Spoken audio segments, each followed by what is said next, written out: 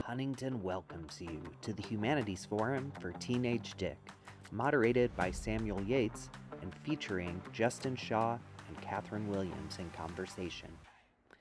All events at the Huntington include a land acknowledgement. The Huntington acknowledges that our physical spaces stand on the occupied homeland of the Massachusetts people. We'd like to begin by acknowledging the Massachusetts tribe, from whom the colony, province, and Commonwealth of Massachusetts have taken their name. We'd like to pay respect to the ancestral bloodline of the Massachusetts tribe and their descendants who still inhabit the land to this day. We honor and respect the many Native peoples who are connected to this land, past, present, and future, including the Nipmuc and Wampanoag peoples. And now, the Humanities Forum. All right. Well, welcome to Woolly Mammoth. I'm so excited to see so many of you here. My name is Emily Lathrop. I'm the Audience Engagement and Fellowship Manager here at Woolly. I'm so excited for our conversation, continuing the conversation, Shakespeare, Disability, and Performance today that we've put together in connection with Mike Liu's Teenage Dick. To start out, I'd like to acknowledge that Woolly stands upon occupied, unceded territory, the ancestral homeland of the Nacotchtank, whose descendants belong to the Piscataway peoples. I'm going to pop a link in the chat if you would like to also share where you're zooming in from today.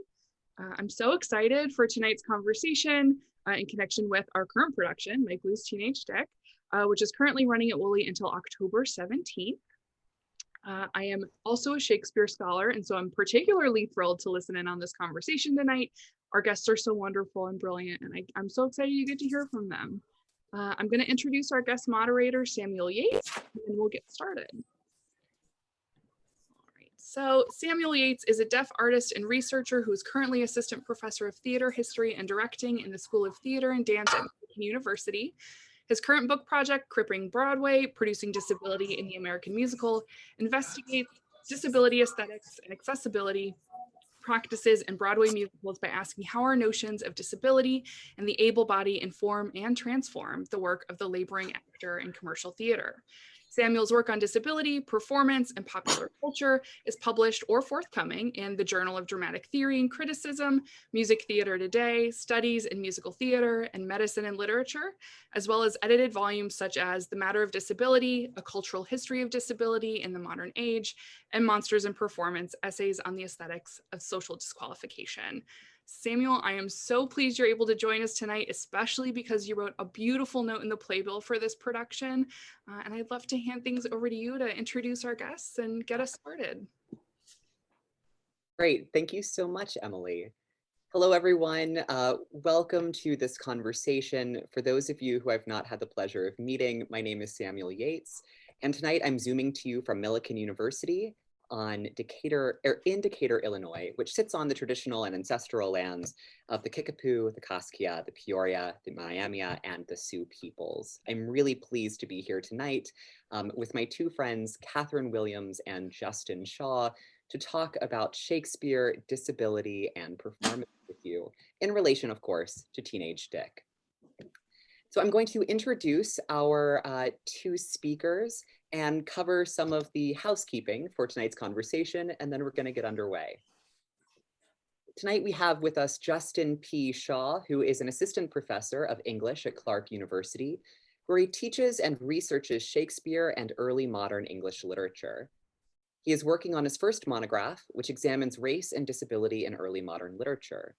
Committed to both public and traditional scholarship, his work appears in the peer-reviewed journal Early Theater, in the forthcoming critical volume, White People in Shakespeare, forthcoming from Palgrave, and has been discussed on NPR and podcasts such as A Little Bit. He has helped to design exhibits for the Michael C. Carlos Museum at Emory University, such as Desire and Consumption, The New World in the Age of Shakespeare. He consulted on the exhibit First Folio, the book that gave us Shakespeare, and he's the lead developer for the Digital Humanities Project, Shakespeare and the Players, which is available online at shakespeare.emory.edu. Catherine Williams is also joining us this evening. Catherine is an assistant professor of English at the University of Toronto.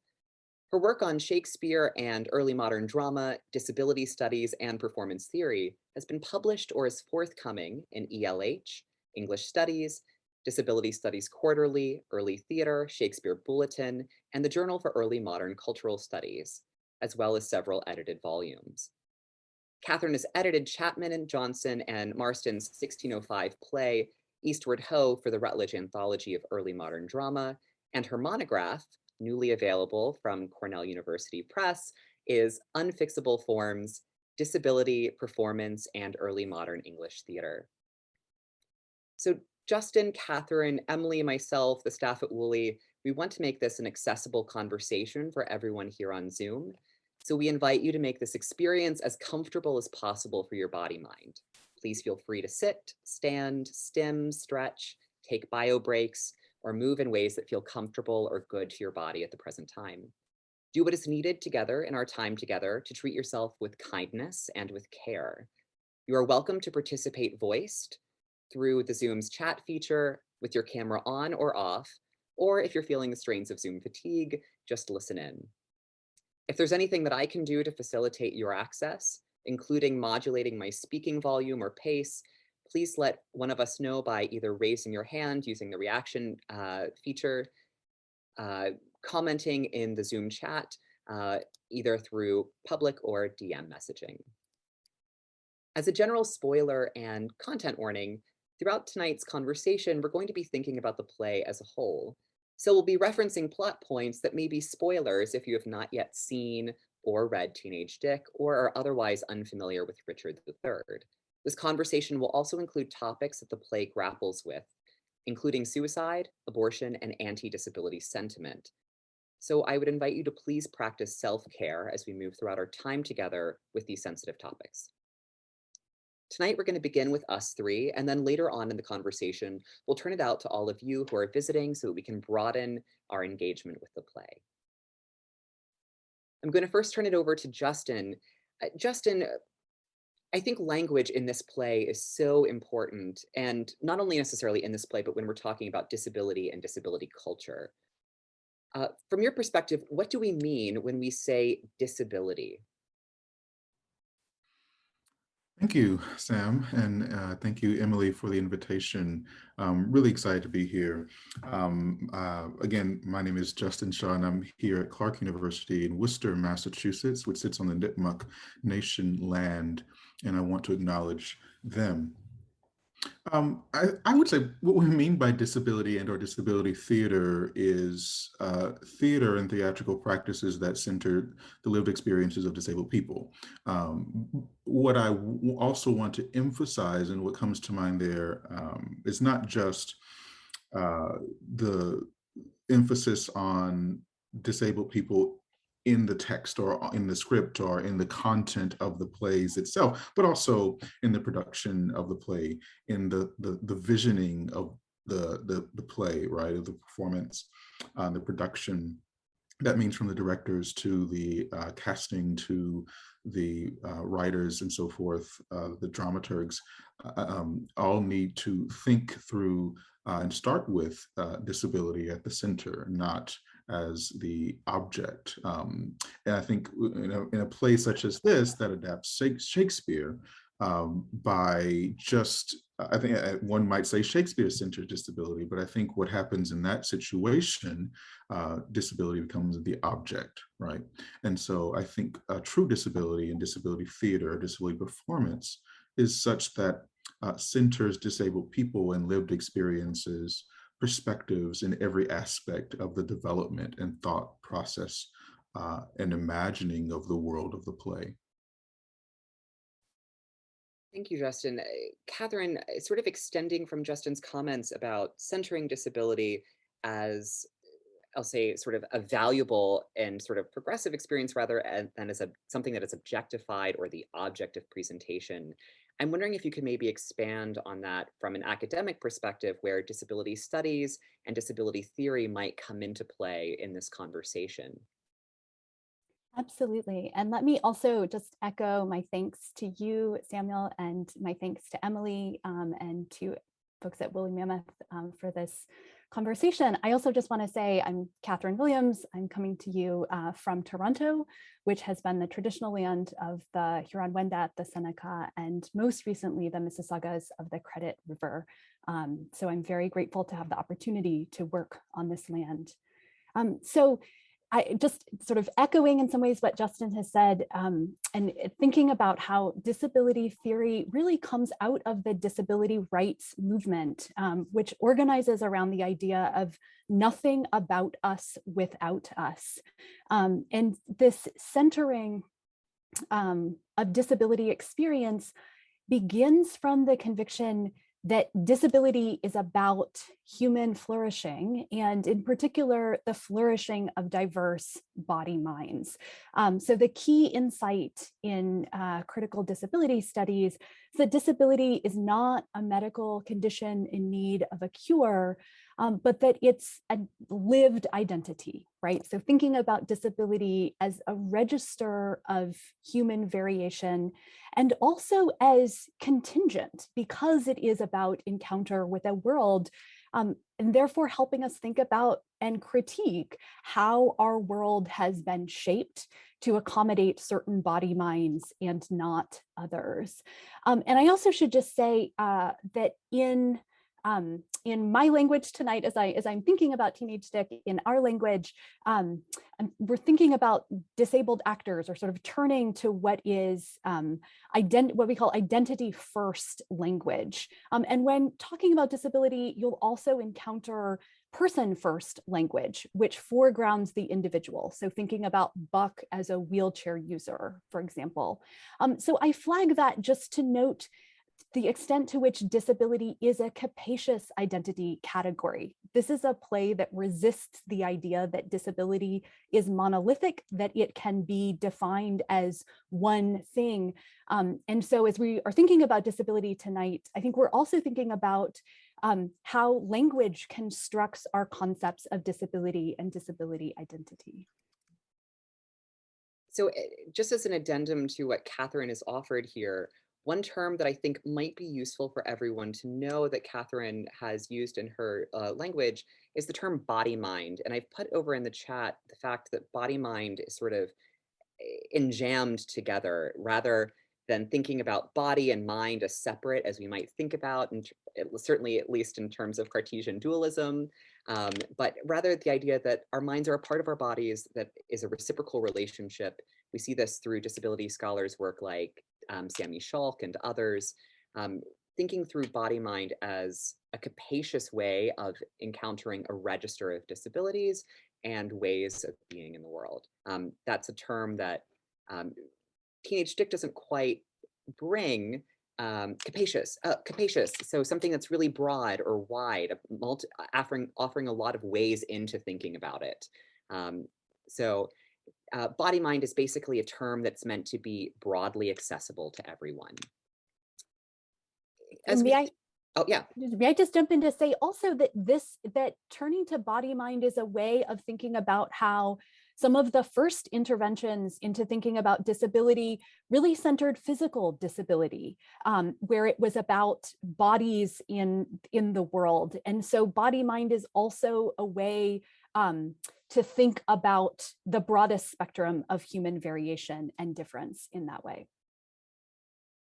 Catherine, some of the language around disability and theatrical performance is very particular, and it has a really complicated lineages in terms of what language about disability performance means and what it functionally does on stage.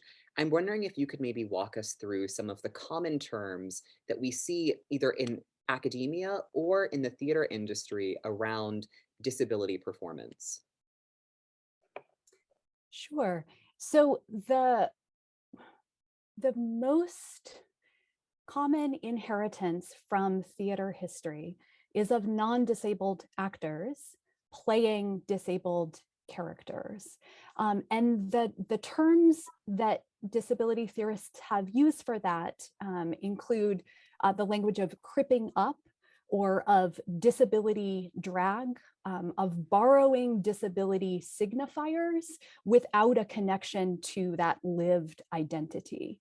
And this has been the site of critique, and I'm thinking here, Samuel, of your work on disability simulation and the way that audience members bring expectations about what they will encounter when they encounter disability, expectations that are fundamentally shaped by the non-disabled actor who is at the core of those representations.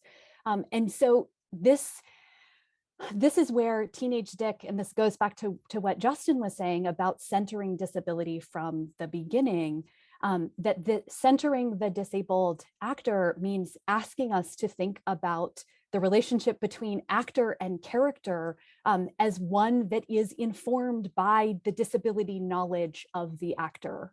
In the case of Teenage Dick, actually written for, as we know, scripted initially for Greg Mazgala, who stars in this production. So this is a sense of disability aesthetics, or disability or crip aesthetics, which centers disability in shaping the discourse about disability in the theater, and also argues then that representations of disability that start from a place of prioritizing that knowledge offer a kind of insight and aesthetic pleasure and possibilities for formal experimentation that our long tradition of non-disabled actors playing those parts misses out on, right? That there is a loss in the narrow normativity that has so structured and limited theatrical practice. Justin, as kind of an extension of what Catherine is offering here, I think one of the central issues in Teenage Dick is how Richard feels like he's only seen for or through his disability.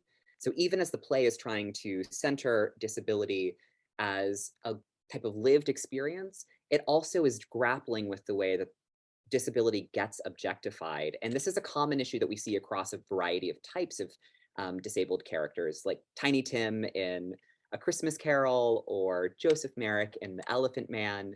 So I'm curious, what are your thoughts about how this play manages centering disability while at the same time demonstrating the ways that disability gets objectified on stage? Yeah, that's a great question. And I think about that in terms of Teenage Dick's relationship and indebtedness to Shakespeare, what it's doing differently than what Richard III is doing, and what it's also doing quite similarly, excuse me. What's interesting is how what's difficult in portraying Richard and talking about Richard, Shakespeare's Richard, or Richard Gloucester in this text, in this play, Teenage Dick, is that he does do bad things, right? Richard isn't, as especially in Shakespeare's play, redeemable in the kind of way that other characters might seem in other media and other texts.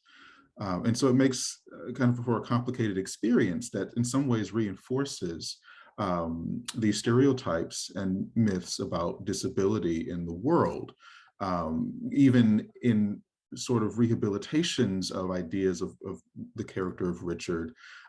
It can run the risk of demonizing disability and stigmatizing disability even further. One novel that turns into a famous film that this play brings up for me is, in some ways, is Forrest Gump. That it's quite, which I wonder if might be another kind of adaptation of Richard III. You could read it in relation to, but doesn't do the kind of justice. It's doing exactly what Catherine is warning against, right? And casting an able-bodied male actor in the role of this lead character for this kind of inspiration story, right? And I think it does damage, even though Forrest might be sympathetic. And I think Richard in Teenage Dick is sympathetic, more sympathetic at least than the Richard in Shakespeare's version. But I think when the character is doing things that are manipulative, doing things that are harmful to others, that or even in the sense of showcasing how disability or the lived experience of disability can sometimes come into conflict with other identities in harmful ways for the benefit of disability identity. I think the complicated issue kind of creates a thorniness there where it makes it quite hard to empathize. It makes it quite hard to see disability and humanity, right? Because of a representation of someone like Richard. So I think it's really, Richard is a kind of complicated character that as much as we can want to use Richard as a vehicle or a vessel to illuminate disability, continues to kind of undermine those aspects of humanity because of Richard's actions. One thing that this play particularly draws and brings forth for me is how Richard continuously appeals to white masculinity as a means to illuminate disability or kind of erase his own disability in some ways and undermine its stigmatization. And in doing so, by appealing to white masculinity, leaves the casualties of femininity, leaves the casualties of Blackness, right, in its wake. And so the complicatedness of Richard makes disability into something violent, and it's not. Makes disability into something harmful. And I think Richard, it poses a quite complicated situation. I think whenever Richard is portrayed, just like someone like Aaron the Moor poses a complicated question for Black masculinity, for example, in Shakespeare's Titus Andronicus. Yeah. You know, Justin, one of the things that I think is so generative about what you've just offered is this kind of competing notion of what gets rehabilitated. Is the play trying to rehabilitate Richard at the same time as the play is or is not competing with traditional cure arc narratives that we so often see when a disabled character is at the center? This notion that someone might be cured or rehabilitated physically if only they try harder, pray harder, seek that cure, or are able to greet that happy clinician or physician in some way. Catherine, this makes me think about the ways that disability sometimes functions as something of a blank slate. And I think that this is getting back to the ways that Justin is thinking about what gets mapped onto disability. Disability sometimes functions as a blank slate for audiences to project assumptions about disability onto a character when they're not familiar with that disability in particular. I think that we see an example of this within the play when Richard's teacher, Elizabeth York, associates Richard with her brother who had Down syndrome. And she kind of boldly claims, oh, no, I get you. I understand you because I had a brother who had a totally different disability. So how do staged representations of these disabilities or disability more broadly facilitate or interrupt audience assumptions? And potentially either in this production of the play, but also within the script of this play, because we have two different ways of thinking about Teenage Dick here. Yes. So I think it's really crucial that in Teenage Dick, there is not one disabled character, right? In Shakespeare's Richard III, Richard comes out and says, look at me, I am alone. And I think what is so useful about Teenage Dick's insistence on casting disabled actors and two disabled characters who have very different attitudes toward disability is that it actually troubles, like there is no way to say the disabled person, right? There's not a kind of singular figure, and therefore it troubles audience assumptions and perhaps even, and I want to say this without engaging in rehabilitating Richard, because I think that is crucial for the play. But I think Richard himself indulges these lines about how there is a predictable connection between disability and evil. But that assertion is complicated and perhaps even splintered by Buck's very different view. So I think that pluralizing of representation, or the sort of multiple disability aesthetics at work in the play complicate the assurance that it's so easy to know what disability entails, or that you can make assumptions about a person from their body, or sort of from identifying the disability at play. I also think, so it's important to say that in the long history of casting non-disabled actors, there was a claim for the quote unquote neutral body. So the idea was that disabled actors were often not cast for parts that were not written as explicitly for disabled characters, because the idea was disability over signifies. So this is a totally ableist assumption, but it depends on reading disability as a metaphor, which then allows for the distinction between the actor and the character.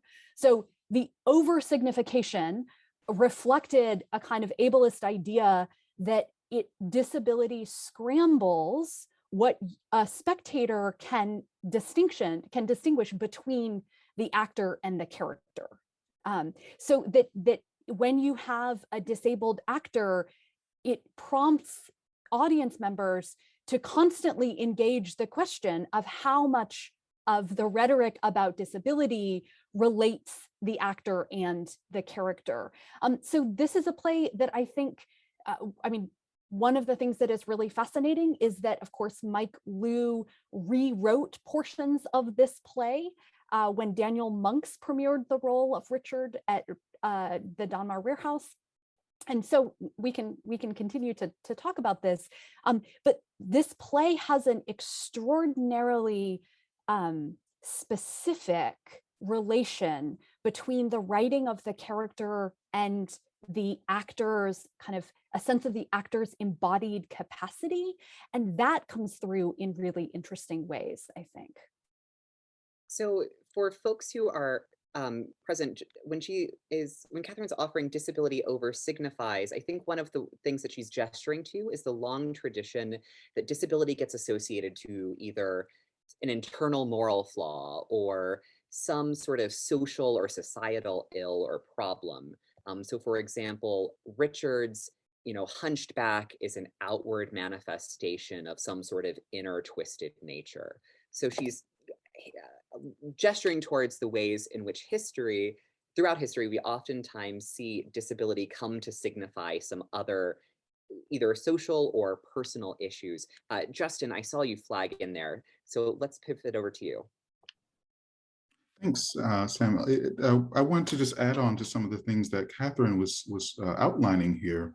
And it makes me think about the play and Richard's relationship to Eddie and to Barbara. And it seems as if Richard is trying, well, the whole play to me seems like a competition really between white masculinity, where Richard is constantly trying to appeal to and supplant Eddie. And Catherine's point about this false idea of a neutral human, a neutral body, a norm, and Richard somewhat sees Eddie's white masculinity as neutral and ideal even, and Barbara seems to want to critique that time and time again, and Richard continues to deny her. Richard denies her offer to go to the dance, right? Richard rejects her as a friend ultimately. And there's that contrast in how they both view disability, their own disabilities. And so, and their own bodies and how they see the world. But it's because Richard is idealizing the white masculinity of Eddie as something both neutral and ideal, which doesn't exist, and which is an impossibility. And Barbara is the one who is calling attention to that and is providing this more nuanced understanding of disability from another marginal standpoint as woman, right? And so I think that triangulation between Richard, Eddie, and Barbara is quite interesting in this play. One of the things that the play doesn't quite give us an official language for, but Justin, in the way that you are designating or locating Richard's desire as a sort of, I'll say, type of toxic white masculinity, whereas Barbara is offering a different way into thinking not only about her position as a disabled person, but a position as a woman, it makes me start to think that Barbara is kind of proto-disability justice in some ways, thinking about universal collective access, thinking about universal collective liberation, or the ways that she might fit into society in a variety of capacities within different social groups within the high school, whereas Richard is kind of unable to think himself outside of a system that is so steeped in ableism and heteropatriarchy, and if not white supremacy, certainly a kind of white masculinity that seems to be hierarchically valued. And capitalism. I mean, everything here, he's unable to kind of see himself outside of this system, which I think in turn complicates the politics of some of the other bodies on stage. I'm thinking particularly in this production, Catherine, when we have someone like Ann-Margret on stage and Clarissa, who are offering racialized bodies against an otherwise white presenting or light skinned presenting cast, the politics are somewhat different. And I'm wondering, Kat, given that you've seen a few different productions, if you might be able to triangulate characters like Clarissa or Ann-Margret for us. So I think I would say two things. I mean, one of them is I have been reflecting on how casting really matters for this play. So in the opening casting note on the play, Lou is very clear in with the imperative of casting disabled actors and casting a diverse cast of actors. And there are elements of the characterization, but he doesn't prescribe it further than that. And so elements of the characterization, like the character of Clarissa, it feels to me that that comes out of Lou's scripting. This was a play that premiered with Mailly Theater Company, which has interrogated Asian American identity on the stage. And there were jokes, for example, about Korean Christians that do not work well, depending on the casting. Like the caricature, which verges into racist stereotype, becomes prominent, especially when I'm thinking of a production in Chicago where they cast a white woman as Clarissa. And I mean, although we could also think about this making visible the white supremacist culture that these figures are negotiating in the high school. So there is that, but the language, the play's investment in facets of identity and the way that disability does or does not enable characters to push against the norming systems that are in place, I think becomes uncomfortable at the end of the play in particular, relative to Richard using Ann-Margret and then discarding Ann-Margret. At the same time, I want to say that Ann-Margret's role is crucial in the play as the character who, by assessing, so this is the first and only character who assesses Richard's particular figure in terms of aesthetics. So there's the kind of the initial question, and I'm thinking of the moment, the very first scene in the dance rehearsal studio, where Anne asks, what does it feel like? So there's a kind of initial engagement with disability in terms of medical condition, but then it moves into embodied experience. And then Anne steps back and says, Richard, I'm a dancer. Your movement looks really fluid to me.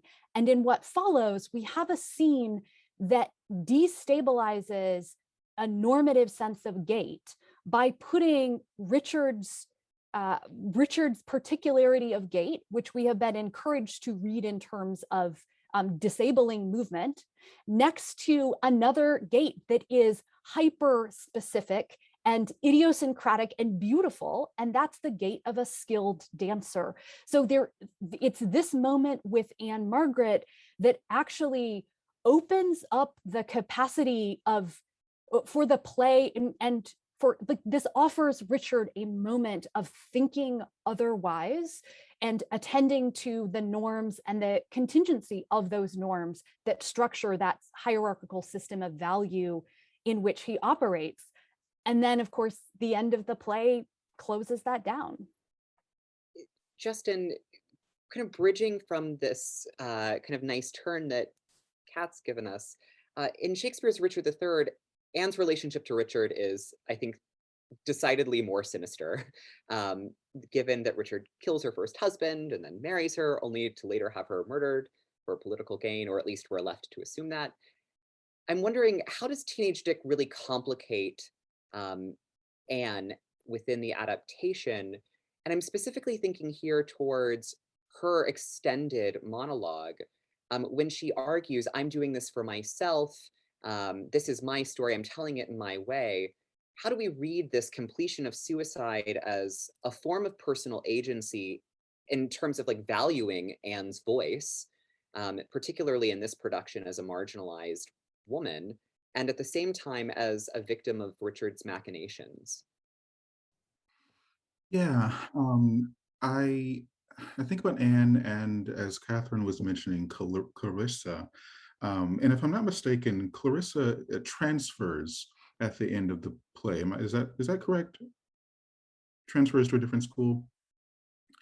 And so one could read the ending for both Anne and Clarissa as a kind of agency, wherein, particularly in the case of Clarissa, and I'll get to Anne too, there's this constant disciplining, this constant punishment, from the moment Catherine mentioned in the school spaces where Richard's kind of self-advocacy of disability results in and the teachers, noticing there, results in the discipline and punishment of Clarissa over and over again, to the point where she has to go to this tower, right? And every time Clarissa tries to call attention to that, tries to assert some sense of self-advocacy and agency in the way that perhaps Richard does too, and legibility in this space, she's constantly denied. And I think the casting is quite interesting. And I have not been fortunate enough to see other productions, but it'd be quite interesting to see, as you mentioned, Clarissa played by a Korean actor. I think the last scene with Anne is quite important. It reminded me a lot of Shakespeare's Cleopatra, in Antony and Cleopatra, who gives this kind of speech, and I like to read it as a kind of final refusal, a final rejection of Roman ideals and Roman occupation and Roman kind of occupation in that play. This Anne's finality in Teenage Dick seems to want to do that as well. What I didn't like is that she came back. I actually didn't like that because it undermined what Anne is. So two things happen. Anne's soliloquy, Richard interrupts Anne's soliloquy, Anne's assertion of her own power, where she's trying to say, I exist outside of you, I exist outside of masculinity, I exist outside of whiteness. I'm not just a casualty of everything that's going on here, of the bullying, of the harassment, of the embarrassment. And I'm not simply tethered to Eddie or to you. I exist And that she's been kind of saying that throughout the whole play. And Richard continuously tries to interject himself. This is, again, this appeal to white masculinity, right, as a means to get, in his world, get beyond disability. And he doesn't quite understand that that's a part of humanity, right, that we all should acknowledge. And so Anne, actually, it's funny, I didn't realize Anne had died by suicide until we hear that through Richard. And then Anne comes back and for Richard, right? And to me, it gave a sense that Anne's assertion of her own selfhood in that moment is only for the sake of Richard, and allows Richard to, it's Anne in Richard's story, which I think is the Anne we see in Shakespeare too. It's this character who is denied agency time and time again for the purpose of Richard's tragedy in Shakespeare's play. You see that again here. So I think that I love that scene where Anne comes to the stage and has her moment, but Richard continues to kind of interject himself. He can't quite allow her to be. And I think that's a misuse of one identity as a kind of weapon against another, a kind of the very problem of intersectionality. And again, so when Anne comes back, I think it's not for her sake, it's to help to humanize Richard even more, which I think undermines Anne's story and what Anne is trying to do. Justin, this comment is making me think of just kind of a theoretical possibility, in part because, as you're highlighting here, we come back, or Anne comes back within the framework of Richard's conscience, right? He literally says to her, "Hush now, gentle spirit." Like, he continually is overriding her. Catherine, I guess I have a kind of two-part question here. If we're thinking about the ways that Anne might redeem Richard, but also thinking about the complicated way that Richard does or doesn't address the intersectionality of disability. First is, does Anne's presence functionally complicate the setup of Richard as villain in this play, given that she is acting as something of a conscience, warning him to not do something that he has to actually tamper down? We see him make the choice to act regardless of her warning.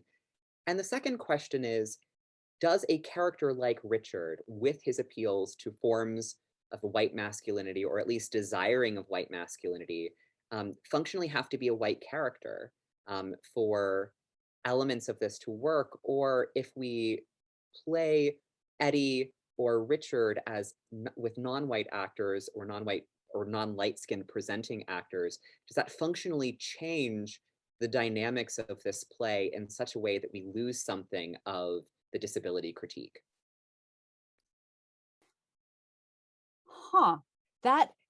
So I'm now thinking about the end of your question, because one thing that so in every production that I have seen, both Richard and Buck have been played by white actors.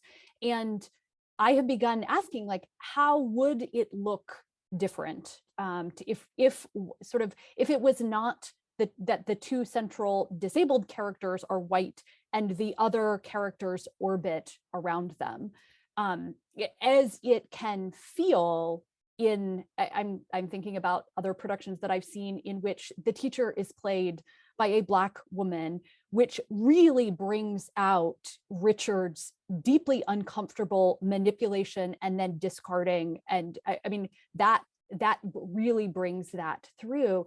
So I think that I would want us, I think that I would not want to say that the casting ought to be constrained by race any particular way, but I would like us to ask what comes through. I mean, Eddie is the one character, it seems to me, that is such a paradigm of white masculinity that it would be hard to imagine Eddie as a non-white actor. At the same time, I wonder to what extent that ends up reifying our sense of Eddie as a baseline. So I think that I think that that it is true of all theater, that it calls upon us to experiment and then to theorize what becomes legible through the theatrical experiments. So I would actually like us to see more productions of this play and then to think about what is happening and where the complexity of the disability characterization might not be matched with the sort of care and attention for other facets of identity, or for thinking about intersectionality. Is this a kind of, does it become a kind of additive model rather than an intersectional one? But I also think that the fact that this is an adaptation of Shakespeare's play gives us a license, and in fact encourages us to just ask for more interventions. So I want to see a version of this in which Anne leaves and goes to art school, like becomes this incredible dancer, never comes back. I want to know what Richard learns from that, if he understands how blinkered his sense of limitation was.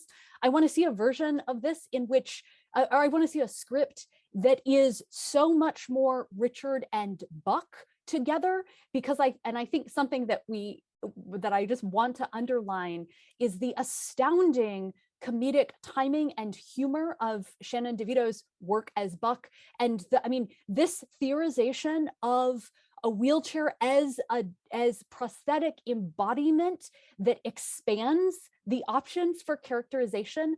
I want more of that.